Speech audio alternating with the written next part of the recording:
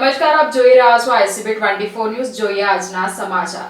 વડોદરા શહેરના આંબેડકર સર્કલ પાસે રેસકોર્સ અલકાપુરી ખાતે એક બતક ઘાયલ અવસ્થામાં પડ્યું હતું, જેનું વાઇલ્ડલાઇફ રેસ્ક્યુ ટ્રસ્ટ દ્વારા રેસ્ક્યુ કરીને પ્રાથમિક સારવાર આપવામાં આવી હતી. પ્રાપ્ત માહિતી અનુસાર વાઇલ્ડલાઇફ રેસ્ક્યુ ટ્રસ્ટના હેલ્પલાઇન નંબર પર રણજીત ચૌહાણનો અરવિંદ પવારને ફોન આવ્યો હતો. ગૌતમનગર સોસાયટી આંબેડકર સર્કલ પાસે રેસકોર્સ અલકાપુરી ખાતે એક બતક ઘાયલ અવસ્થામાં પડેલું છે, જેની જાણ થતા ટીમના કાર્યકર હિતેશ પરમાર અને ઈશ્વર ચાવડાને ત્યાં તાત્કાલિક મોકલી આપ્યા હતા અને કાર્યકરોએ જોયું તો ત્યાં એક ગાજહંસ દોરાથી ઘવાયો હતો. બ્લીડિંગ વધારે થતું હતું, જેને પ્રાથમિક સારવાર આપીને વધુ સારવાર માટે વન વિભાગ દ્વારા વેટરનરી હોસ્પિટલમાં ટાંકા લેવા માટે ખસેડવામાં આવ્યું હતું, જેની હાલત સારી છે. વાઇલ્ડલાઇફ રેસ્ક્યુ ટ્રસ્ટના હેલ્પલાઇન નંબર પર આજ રોજ કોલ આવ્યો હતો.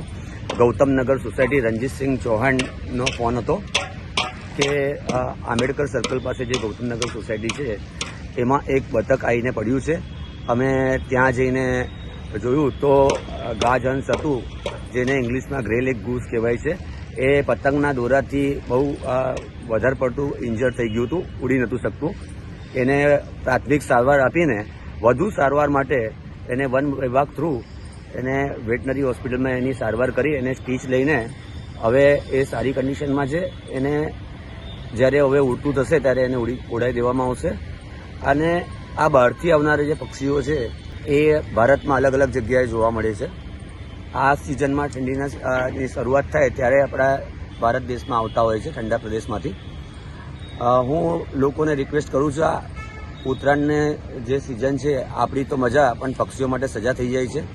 એટલે સવારનો સમય જ્યારે પક્ષીઓ માળામાંથી બહાર નીકળતા હોય ત્યારે તમે 1-2 કલાક પતંગ ના ચકાવો, અને સાંજનો સમય જ્યારે પક્ષીઓ પાછા એમના માળામાં જતા હોય એટલો સમય તમે સાચવી લો તો ઘણા બધા પક્ષીઓ તમે બચાવી શકો છો. અને ગમે ત્યારે તમને આવું ઘાયલ અવસ્થામાં પક્ષી દેખાય તો તમે વન વિભાગને કાં તો અમારા વાઇલ્ડલાઇફ રેસ્ક્યુ ટ્રસ્ટના હેલ્પલાઇન નંબર પર તમે સંપર્ક કરી શકો છો.